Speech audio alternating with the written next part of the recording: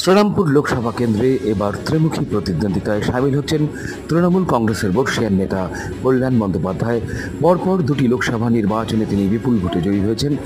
তৃতীয়বারের জন্য তিনি জিতছেন এ বিষয়ে 100% আত্মপ্রত্যয়ী কল্যাণ বন্দ্যোপাধ্যায়।